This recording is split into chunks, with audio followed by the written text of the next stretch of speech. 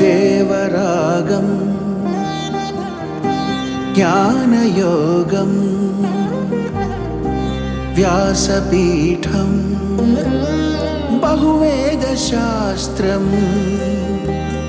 బోధామృతహిత శ్రీమన్నారాయణం శివగౌరీ సంభాషిత సకల పురాణం అష్టాక్షరి పంచాక్షరి మంత్రావరణం అఖిల దేవతా సంస్తుతి పారాయణం జయమంగళకరమీ ప్రవచన శ్రవణం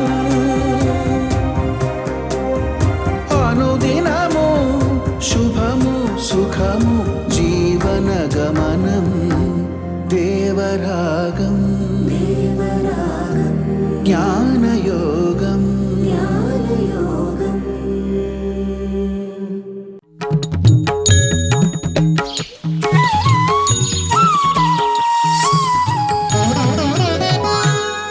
ఆపదామపహర్తారం దాతారం సర్వసంపదాం లోకాభిరామం శ్రీరామం భూయో భూయో నమామ్యహం.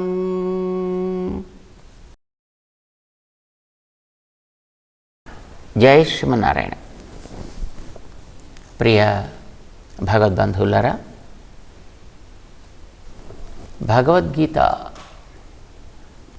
సామాన్యంగా శాస్త్రాల్లో మనం అన్వేషిస్తే లభించని ఎన్నో విశేషాలని సులభంగా మనకి ఒక చోటకి తీసుకొచ్చి అందించేటటువంటి అతి ఉత్తమ ఉపదేశం. అయితే వీటికి మూలాలన్నీ వేదాలే. కానీ ఆ వేదములనే సముద్రంలోకి మనం దిగితే మళ్ళీ ఎటు తేల్తాము అనేది మనకి తెలియదు. అందుకోసమనే అందులో ఉండేటటువంటి తాత్పర్య సారాన్ని తీసి భగవంతుడు ఒక క్రమబద్ధం చేసి మనకి ఉపదేశం చేశాడు భగవద్గీతగా. దాన్ని మనం చెప్పుకుంటున్నాం. అందులో కోరికలు కలిగినటువంటి వారికి ఆ కోరికలు తీరటానికి తగ్గట్టుగా భగవంతుణ్ణి ఎలా మనం భావించాలి, ఇది చెప్పడం 8వ అధ్యాయపు తాత్పర్యం. కోరికలు అనేవి స్థూలంగా మనం విభాగం చేస్తే 3 రకాలు. ఒకటి, ఏదైనా సుఖాలు పొందాలని కోరుకునేవాడు. సుఖాలనేది శరీరంతో పొందాల్సినవి కనుక శారీరకమైనటువంటి సుఖాలు కోరుకునేవాడు. లేదు, శరీరాన్ని లెక్క పెట్టకుండా కేవలం ఆత్మస్వరూపాన్ని మాత్రమే గుర్తించి దీన్ని మాత్రమే నేను పొందాలి, ఇంకా నాకు మిగతావేది అవసరం లేదు అనుకుంటూ ఆత్మ సాక్షాత్కారాని కోసమని ఆత్మ యొక్క తత్వాన్ని యథాతథంగా పొందాలి అని అనుకునేటటువంటి కోరిక ఒక రకం. రెండవది, అసలు ఈ రెంటికి కారణం భగవంతుడు కనుక ఆయన్నే మనం కోరుకుంటే సరిపోతుంది అనుకుంటూ ఆయన్ని కోరేటటువంటిది ఒక కోరిక. ఇది 3 స్థూలంగా. సంపదలు కోరుకునేవాడు ఎన్ని రకాల సుఖాలైనా శారీరకమైన కోరుకోవచ్చు. అయితే ఈ శారీరక సుఖాలు కోరుకునే వాళ్ళలో రకరకాలైనటువంటి వ్యక్తులు ఉంటారు. బట్ ఏదైనా వస్తువుని, ఆ వస్తువు ద్వారా కలిగే సుఖాన్ని కోరుకునేటటువంటిది అది దేహంతో కోరుకునేదే కనుక ఈ దేహాల్లో ఉండేటువంటి యోగ్యతల్ని బట్టి వాడు రా మెటీరియల్ని తింటాడా, క్వాలిఫైడ్ మెటీరియల్ని తింటాడా అనేది తేడా ఉంటుంది. ఇవన్నీ కూడా లభించేది దేహానికే. అంచేత దేహాల్లో ఎట్లాంటి దేహం లభిస్తే అనుభవించే సుఖాల్లో ఉత్తమ సుఖాలను అనుభవించగలుగుతాడు. ఇది ఐశ్వర్యార్థి కోరుకోవలసినటువంటిది అని చెప్తారు మన తాత్పర్యం. రెండవది, దేహాల్లో కూడా రఫ్గా పెంచినటువంటి శరీరం ఒకటి అనుకోండి, కొంచెం సున్నితంగా పెంచిన శరీరం మరొకటి అనుకోండి, కేవలం వెన్నలు పాలు పెరుగు పెట్టి పెంచిన శరీరం ఒకటి అనుకోండి. దేహాల్లో కూడా తేడాలు ఉంటాయి కదా. ఏ రకంగా అది పెంచినటువంటి దేహం అయినప్పటికీ, అంటే అది రఫ్గా పెరిగిన దేహం అయినా, మధ్య రకంగా పెరిగిన దేహం అయినా, ఉత్తమంగా పెరిగిన దేహం అయినా, దేహానికి లక్షణం నశించుట, మారుట. ఎందుకంటే దేహం అంటేనే అది. దేహం అంటే అర్థం ఏంటి? కొన్నిటి కూడికతో చేరినది అని అర్థం. దిహ ఉపచయే అని ధాతు. ఉపచయం అంటే కొన్నిటిని తీసుకొచ్చి ఒకచోట కూరిస్తే అది తయారైంది, దేహము అని అంటారు. ఇప్పుడు కొంతమంది ఏదో దహనశీలము కలిగింది కనుక దేహం అంటారు, తప్పు కాదు. ఇది ఉపచయాత్మకంగా తయారైంది. ఉపచయం అంటే అన్నిటిని కూర్చి కూర్చి కూర్చి తయారు చేయుట అని అర్థం అన్నమాట. సో ఇట్లాగ ఏదైతే ఒకనాడు కొన్నిటి కూడికతోటి తయారైందో, ఏదైనప్పటికీ కూడా కొన్నిటి కలయిక వల్ల ఏర్పడ్డదైతే అది క్రమంగా మళ్ళీ విడిపోవును. ఇది ధర్మం, ప్రకృతి యొక్క సహజమైనటువంటి ధర్మము. పెరుగుట విరుగుట కొరకే ఏదో ఒక నానుడి మనం వినుంటాం. ఏదో కలయుట విడుట కొరకే, ఇది కూడా ఒక నానుడి. అంటే ఏదైతే కొన్నిటి కలయిక వల్ల ఏర్పడుతుందో అది క్రమంగా విడిపోవును కూడా. అయితే ఆ వీడంలో కొంత కాలం తేడా ఉండొచ్చు. ఇప్పుడు మట్టి కణాలని నీళ్లతో కలిపామనుకోండి, నీళ్లు ఆ కణాలని దగ్గరికి తెచ్చి ఒక ఉండ కింద తయారు చేసాయి. కొంతవరకు ఆ తడి లోపల ఉన్నంత వరకు ఇవి అతుక్కొని ఉంటాయి. తడి పూర్తిగా ఆరిపోయిన తర్వాత, మామూలుగా అయితే మనకి ఎండిపోతే ఎండిపోయింది అని అనుకుంటాం, అయినప్పటికీ కూడా ఆ ఉండలాగే అనిపిస్తుంది. మట్టి ఉండలాగా అనిపిస్తోంది అని అంటే అణువుల్ని కూర్చి ఉంచిన తడి లోపల ఉంది అని అర్థం. నువ్వు దాన్ని తడి కింద చూస్తావో చూడవా అనేది వేరే విషయం. కానీ ఆ తడి పరిపూర్ణంగా ఆరిపోయింది అని అంటే అది పూర్తిగా పొడి కింద మళ్ళీ విడిపోతుంది. మొదట ఎట్లాగైతే పొడి కింద ఉందో తర్వాత మళ్ళీ అలాగే పొడి కింద అయిపోతుంది. ఇది ప్రకృతి ధర్మం. ఇది అయితే నీళ్లతోటి తడిపిన దానికంటే నూనెతోటి తడిపితే ఇంకొంచెం ఎక్కువ కాలం ఉంటుంది. నూనెతోటి తడిపిన దానికంటే నేతితోటి తడిపితే ఇంకొంచెం ఎక్కువ కాలం ఉంటుంది. బహుశా ఇలాంటి ద్రవ్యాలు ఇంకా ఏమైనా ఉంటే వాటితోటి తడిపితే ఇంకొంచెం ఎక్కువ కాలం ఉండొచ్చు. ఇప్పుడు మట్టి ద్రవ్యాలే ఇనుము కింద కూడా మారతాయి. ఇనుము కింద ఒక రకమైనటువంటి పాక విశేషం చేత, ఒక రకమైనటువంటి కాల్పిడి చేత అది బాగా బాగా బాగా ఉడికి అది ఇనుము కింద తయారవుతుంది. సో ఇనుము అని మనం చూసేది మట్టి కంటే దీర్ఘకాలం ఉంటుంది కదా. ఇనుము కంటే కూడా ఇంకా దీర్ఘకాలం ఉండేటువంటి పదార్థాలు కొన్ని ఉంటాయి. అది వస్తువుల యొక్క కలయికకి కారణమైనటువంటి ద్రవ్యాన్ని బట్టి అది ఉంటూ ఉంటుంది. ఏదైనా అది కొంతకాలం ఉండి తర్వాత నలిపితే పొడైపోయేదా, లేదు అది ఒక రాయిలాగా కొంచెం దీర్ఘకాలం ఉండేదా, ఇనుములాగా ఇంకొంచెం దీర్ఘకాలం ఉండేదా, లేదు ఇంకా అంతకంటే ఇంకా స్ట్రాంగ్గా ఉండేటటువంటిది ఏదైనా స్టీలో లేకపోతే ఇంకా ఏదైనా ఒక మెటల్ ఉంటే ఆ మెటల్లాగా మరింత దీర్ఘకాలం ఉండేదా అనేదే తేడా తప్ప, కలిసింది కొన్ని అణువుల యొక్క సంయోగం అయింది అని అంటే అది మళ్ళీ వియోగము దానికి తప్పదు, మళ్ళీ విడిపోవుట తప్పదు.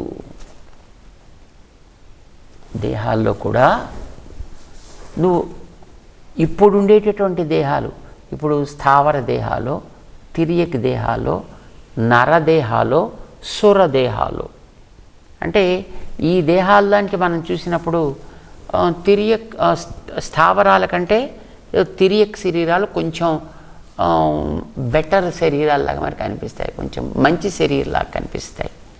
ఎందుకంటే కదలడానికి దానికి కాస్త అవకాశం ఉంది కనుక. తిరియక్ శరీరాల కంటే కూడా మానవ శరీరాలు మరికొంచెం అప్గ్రేడెడ్ దేహాల్లాగా మనకు కనిపిస్తాయి. ఎందుకంటే ఇవి కదలడంతో పాటు మాటలాడటానికి, అనుభవానికి కూడా పనికొస్తున్నాయి కనుక వీటికంటే ఇంకా పైన ఉత్తమమైనటువంటి శరీరాలు దేవతా శరీరాలు, ఇంతకంటే కొంచెం హై గ్రేడెడ్ శరీరాలు అని మనం అనుకుందాం. అవి ఇంకా ఇంతకంటే బాగుంటాయి. అంతకంటే ఉత్తమమైనటువంటి శరీరాలు పొందాలి అని అనుకుంటే వాడు నిజమైనటువంటి, ఇప్పుడు ఈ ఐశ్వర్యకాముడు అని మనం అనుకుంటున్నామే 8వ అధ్యాయంలో కృష్ణుడు చెప్పేది ఐశ్వర్యార్థి అని అంటున్నామే మనం. ఈ ఐశ్వర్యార్థిగా లభించేది ఈ దేవ మనుష్య తిర్యక్ స్థావరాలు లభించే శరీరాల కంటే కూడా ఇంకా ఉత్తమమైనటువంటి మంచి హైలీ క్వాలిఫైడ్ శరీరాలు. ఇప్పుడు చూడండి, మనకి మిషన్స్ వస్తున్నాయి. మిషన్స్లో ఎక్కువ కదలికలు ఉండేటటువంటి వాటికి కొంచెం ఎక్కువ ఖరీదు ఉంటుంది, వాటి యొక్క విలువ కూడా పెరుగుతూ ఉంటుంది. లభించేటటువంటి మిషనరీలో highly technological, highly qualified bodies ఏమున్నాయి అని అంటే రోబోస్ కదా. అంతకంటే ఇంకా గొప్ప శరీరాలు ఏదో దొరుకుతాయని అనుకుందాం, విత్ ఇంటెలిజెన్స్ ఉండి రోబోస్ అంత గొప్ప శరీరాలు ఒకవేళ ఉన్నట్టయితే అంతకంటే ఇంకా గొప్ప శరీరాలు లభించడం ఏదో అది ఐశ్వర్యార్థి యొక్క కోరిక. సంపదలు కోరుకునేవాడికి కావాల్సింది అది. కానీ అది అయినప్పటికీ ఒకనాటికి నశించక తప్పదు. పొందాలి అని కోరుకుండడం మంచిదే, తప్పకుండా అలాంటి దాన్ని నువ్వు కావాలనుకుంటే ఇస్తానయ్యా. కానీ దాని యొక్క సహజ స్వభావం ఎలా ఉంటుంది అనేది నీకు ముందర తెలియడం అవసరం. ఇది కృష్ణుడు సమాధానం చెప్పడం ప్రారంభం చేసినటువంటి ఉపన్యాసం. అందులో మొట్టమొదటి ఆత్మార్థికి తెలుసుకోవాల్సిన ఏమిటో చెప్పాడు ఆయన. ఆత్మను కోరుకునే వాడికి కొన్ని పొందడానికి తెలుసుకోవాలి, కొన్ని వదలడానికి తెలుసుకోవాలి అని చెప్పాడు ఆయన. ఏమేం చెప్పాడు? అక్షరం బ్రహ్మ పరమం స్వభావోధ్యాత్మముచ్యతే భూతభావోద్భవకర విసర్గ కర్మ సంహిత అని ఆరంభం చేశాడు ఆయన. ఆత్మతత్వాన్ని పొందాలి అని కోరుకునేటువంటి వ్యక్తికి ఉందే, వాడికి మొట్టమొదటి తెలియవలసింది ఏమిటి? అక్షరం బ్రహ్మ పరమం. నీకు తద్బ్రహ్మ అని చెప్పానే, అది పరం అక్షరం. అక్షరం అంటే ఆత్మతత్వం, నాశం లేనిది అని అర్థం. కానీ ఈ నాశం లేని వాటికి ఆత్మలకి లేదు, కానీ శరీరాలతో ఉంటే అయితే ఆ శరీరాలకు నాశం కలిగినప్పుడు జ్ఞానంతో దాన్ని తెలుసుకుంటోంది కనుక అది పోగానే దీనికి ఏడుపు వస్తోంది, జ్ఞానంలో విషాదం ఆవరిస్తోంది. అంచేత అలాంటి విషాదం అనేది లేకుండా ఉండేటటువంటి పరం అక్షరం బ్రహ్మ. అక్షరతత్వాల్లో అతి విశుద్ధంగా ఉండేటటువంటిది ఏదో, దానికంటే ఇంకా గొప్పది లేదు అనిపించుకునే అక్షరతత్వం ఏదో, అది ఇప్పుడు నేను నీకు చెప్పినటువంటి తద్బ్రహ్మ అనేది అని మొట్టమొదటి చెప్పాడు. ఇది ఆత్మం. ఈ ఆత్మని అంటిపెట్టుకుండేటటువంటిది ఏదో అది స్వభావము అని అంటాం. స్వభావం అంటే తనకి చెంది ఉండేది అని అర్థం. భూత సూక్ష్మాలతో ఉండేటటువంటి సూక్ష్మ శరీరం ఆత్మని ఎప్పుడు అంటిపెట్టుకుంటుంది ప్రకృతిలో ఉన్నంత వరకు కూడా. అది స్వభావం. స్వభావం అంటే శబ్ద స్పర్శ రూప రస గంధములనే 5 విషయాలని కూడా వీడికి అందించేటటువంటి ఇంద్రియాలు ఉన్నాయే, ఇంద్రియాలు ప్లస్ మనస్సు, భూత సూక్ష్మాలు, భూత తన్మాత్రలు అని అంటారు. ఈ తన్మాత్రలు అనేటువంటి వాటితోటి ఏర్పడ్డ ఒక సూక్ష్మ శరీరం, ఆ శరీరంలో వీడికి అనుభవించడానికి 5 ఇంద్రియాలు ప్లస్ మనస్సు 6. 15వ అధ్యాయంలోకి వెళ్ళకి చెప్తాడు ఈయన. దేహంలోంచి దేహంలోకి వీడు మారేటప్పుడు వీటినే తీసుకుని బయటికి పెడతాడు, వీటితోటే మళ్ళీ దేహంలోకి ప్రవేశిస్తాడు కూడా అని చెప్తాడు ఆయన. అది 15వ అధ్యాయంలో. ఇది భూత సూక్ష్మాలతో కలిగి ఉండేటువంటి సూక్ష్మ శరీరం అని మనం జ్ఞాపకం పెట్టుకుందాం. ఈ సూక్ష్మ శరీరంతో పొందే అనుభవాలే స్వభావము. ఇది ఎందుకు మనకు తెలుసుకోవాలి? అసలు అడ్డొచ్చేవివే. వీటి వల్లనే వీడు తన స్వరూపం ఇలాంటిది అని తెలిసినప్పటికీ కూడా దాన్ని వీడు చూడలేకపోతున్నాడు, చేరలేకపోతున్నాడు. అంచేత మొట్టమొదట తద్బ్రహ్మ అనేటటువంటిది పొందాల్సినది, అందుకోసం వాడు తెలుసుకోవాలి. స్వభావము, దానికి అడ్డొచ్చేది ఏదో మొట్టమొదటి తెలుసుకోవాలి, కనుక స్వభావం తెలుసుకోవాలి. ఇందులోకి తెచ్చేదెవరు? అది కర్మ. అంటే వీడు ఈ దేహంలో ఉండేటప్పుడు జరిగేటటువంటి ఈ రేతోత్సర్జన కర్మ అని అంటామే, సంతానం పుట్టడానికి జరిగేటటువంటి ప్రక్రియ, దానికి పేరు భూత భావ ఉద్భవకర. ఈ పంచభూతాలతోటి తయారయ్యేటటువంటి రకరకాల దేహాలు ఉంటాయి కదా, అది దేవతా దేహం కావచ్చు, నరదేహం కావచ్చు, తిరియక్ దేహం కావచ్చు, స్థావర దేహం కావచ్చు. ఈ భూతములతోటి ఒక ఆకృతిగా తయారవ్వడానికి జరిపే సృజన క్రియ భూతభావ ఉద్భవకర విసర్గ. ఇది కర్మ. ఇది ఎందుకు తెలుసుకోవాలంటే అసలు దానివల్లనే వీడు ఈ చక్రంలో తిరగడానికి కారణమవుతుంది అది. అందుకోసం అది వీడికి వదలడానికి వీలుగా వీడిని తెలుసుకోవాల్సిన అవసరం ఉంది. అంటే కొన్ని వదలడం కోసం, కొన్ని వీడు పొందడం కోసం తెలుసుకోవాలి అని రెండూ చెప్పాడు ఆయన. సరే, ఇది అయిపోయింది. దాని తర్వాత చెప్తున్నాడు ఆయన అధిభూతం క్షరోభావ. ఇది ఆత్మతత్వం వాడికి చెప్పేశాడు ఆయన. రెండవది ఐశ్వర్యార్థున్నాడు కదా, సంపదలు కోరుకునేవాడు, వాడికి చెప్తున్నాడు అధిభూతం. అధిభూతం అంటే ఈ భూతములని పంచభూతాత్మకంగా తయారయ్యేటటువంటి ఈ దేహాలన్నీ ఉన్నాయే, ఈ దేహములు ఎట్లాంటివి అవుతాయి? ఇవి ప్యూర్గా ఉన్నా లేదు కలయికతో ఉన్నా వాటికి ఉండే సహజ లక్షణం ఏమిటి? ఎందుకంటే ఐశ్వర్యార్థి గురించి చెప్తున్నాడు ఈయన. ఐశ్వర్యార్థికి కావాల్సినవి రెండు. ఒకటి మంచి శరీరం కావాలి, శరీరంతో పొందే సుఖాలు కావాలి. ఇవి రెండు వీడికి కావాలి కదా. సుఖాలు అనేవి తినే పదార్థాలు అనుకుందాం, శరీరాలు అనేవి ఆ పదార్థాలను అనుభవించేవి. వీడికి రెండు ప్యూర్గా ఉండేవి కావాలి వీడికి. ఎందుకంటే ఒక్కసారి చూడండి, పదార్థాలు చాలా రుచిగా ఉంటాయి, మంచి కొత్త అద్భుతమైన రుచిగా పదార్థాలు తయారు చేయాలి, కానీ వీడు పొట్ట కొంతే తినగలుగుతుంది, దాడితే ఇంకా తినలేదు కదా. రుచి బాగుంది, ఇంకా తిందామని ఉంది, కానీ వీడి శరీరం దానికి పర్మిట్ చేయదు వీడికి.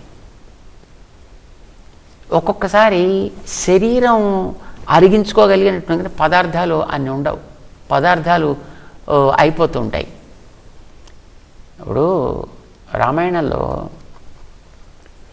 రాముణ్ణి అన్వేషించడానికి భరతుడు బయలుదేరినప్పుడు భరతుడితో పాటు మొత్తం అయోధ్యాపుర జనులు అందరూ బయలుదేరారు.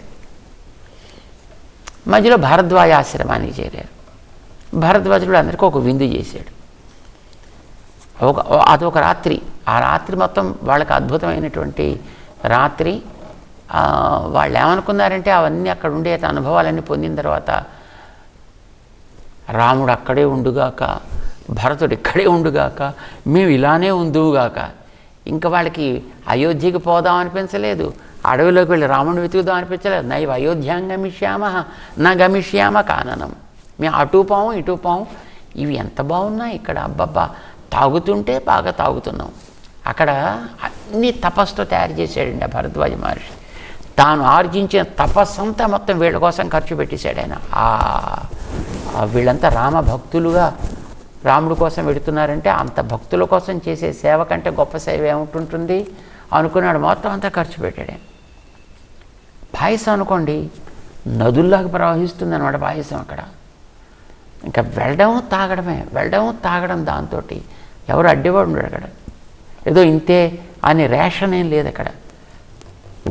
కానీ మరి కొంతసేపు తాగింది, అది కడుపు పట్టదు కదా. మరి అక్కడ పట్టినప్పుడు ఏం చేయాలి? దానికోసం ఆ పక్కన ఇంకొక నది పెట్టాడండి ఆయన. దాని పేరు ఆతంచనమో ఏదో పేరు పెట్టాడు దానికి. అందులోకి వెళ్ళి ఒక దోసుడు కనుక అందులో నీళ్ళు తాగే ఉంటే మొత్తం అంతా డైజెస్ట్, మళ్ళీ ప్రారంభం, మళ్ళీ వాడు తినచ్చు అనమాట. కానీ తమాషా ఏంటంటే అది తాగితే వీడికి అరిగిపోతుంది, కానీ మళ్ళీ పొట్ట నిండిపోతుంది. సో పదార్థాలు బాగున్నాయి, శరీరానికి ఇబ్బంది లేకుండా ఎంత తిన్నా మళ్ళీ అరగొట్టేటటువంటి పదార్థం కూడా ఒకటి తయారు చేసి పెట్టాడు. బట్ శరీరానికి రెస్ట్రిక్షన్ అయితే ఉంది చూడండి అక్కడ. అలాంటి రెస్ట్రిక్షన్ లేని శరీరాలు కావాలి. అంటే ఎంత అనుభవించినా ఇంకా అలా అలా అలా అనుభవిస్తూనే ఉండాలి. పదార్థాలు ఏమాత్రం కూడా క్వాలిటీ తగ్గనటువంటి పదార్థాలు ఉండాలి. 2 ఇది కావలసింది ఐశ్వర్యార్థికి, వాడు కోరుకునేది అనమాట. ఇది భూతాలకి సంబంధించినటువంటి శుద్ధికి సంబంధించిన విషయం.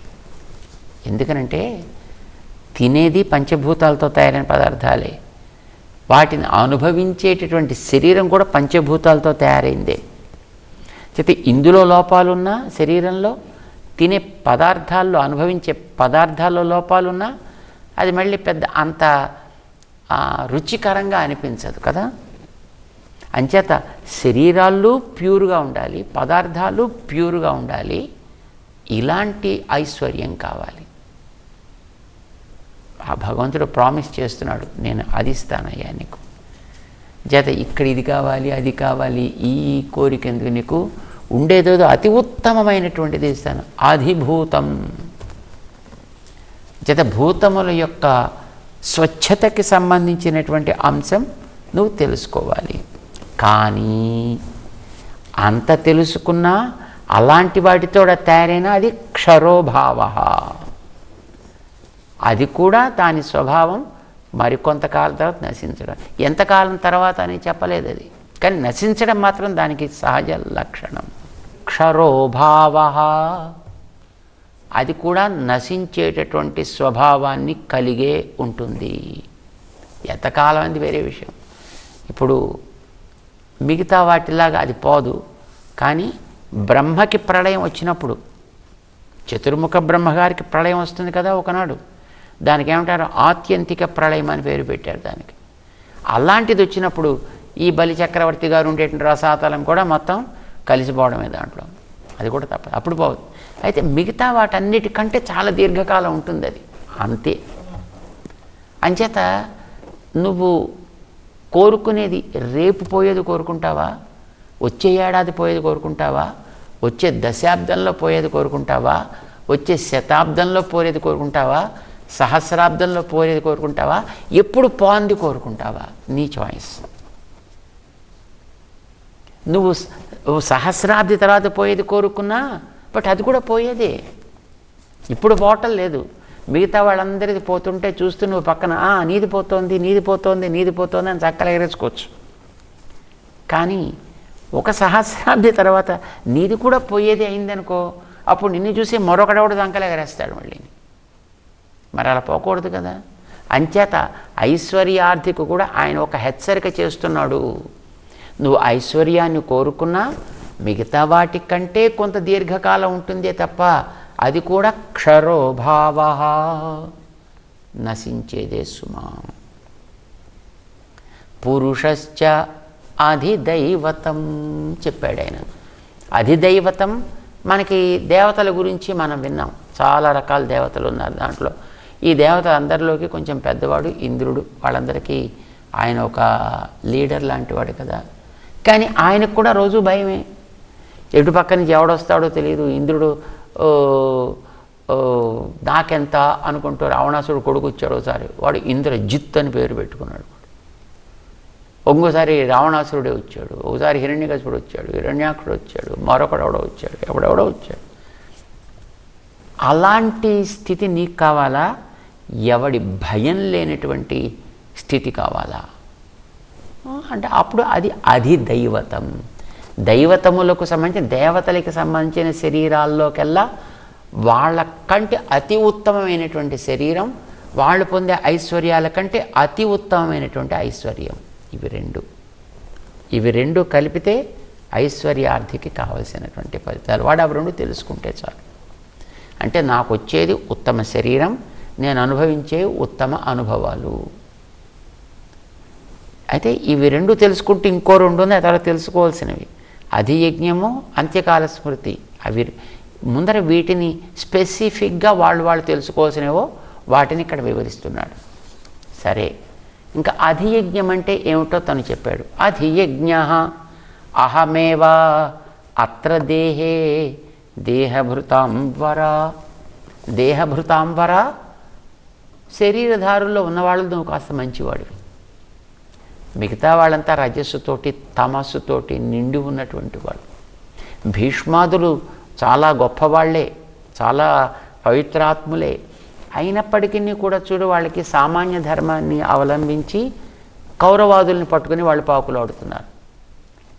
వాళ్ళకంటే కూడా నువ్వు కొంచెం ఉన్నతమైనటువంటి స్థాయిలో ఉన్నవాడివి కనుక నిన్ను పట్టుకుని నేను పాకులాడుతున్నానయ్యా. నీకేదో చెప్పి బాగు చేయాలని నేను అనుకుంటున్నానయ్యా. కనుక నువ్వు దేహభృతాం వర, దేహధారులు అందరిలోకి కూడా నువ్వు కొంచెం ఉత్తమమైనటువంటి వాడు, శ్రేష్ఠుడు అయినటువంటి వాడు కనుక నీకు చెప్తున్నాను ఇప్పుడు. అధియజ్ఞ అహమేవా అత్ర దేహే. అత్ర దేహే, నీకు కనిపించేటటువంటి దేహాలు, దేవతా శరీరాలు కానీ, మానవ శరీరాలు కానీ, తిర్యక్ స్థావర శరీరాలు కానీ, అక్కడ ఎవడు ఏది చేసినా దాన్ని యజ్ఞముగా ఆచరించినట్లయితే దాన్ని అందుకునేవాడిని నేనే, అందుకున్న దానికి ఫలితాన్ని ఇచ్చేవాడిని కూడా నేనే. ఇది తాను నిర్ణయం చేశాడు. ఇంకా తర్వాత చెప్పాల్సింది అంత్యకాల స్మృతిని గురించి. దాన్ని 5వ శ్లోకంలో చెప్తున్నాడు. ఒకసారి జ్ఞాపకం చేసుకుంటూ ముందుకు మనం సాగుతాం. జై శ్రీమన్నారాయణ.